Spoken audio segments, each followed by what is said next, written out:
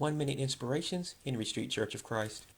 Restore the Christian Family, Part 13. There's no such thing as separation. And I say to you, whoever divorces his wife, except for sexual immorality, and marries another, commits adultery. And whoever marries her who is divorced commits adultery. Separation is a worldly and popular term to say that a couple is not officially divorced, but not together as well. Many people make the mistake of dating during this period of estrangement. However, this is adultery. As we see from Matthew chapter 19, verse 9, adultery is the only grounds for divorce that God will allow between Christian couples.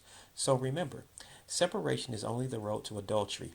It is the way to sin that Satan puts in one's path to lead him or her away from God. Since we cannot see it in the Bible, it cannot be good. Taking a break can break off our relationship with God. Seek godly counsel, prayer, and make the changes to save your marriage instead.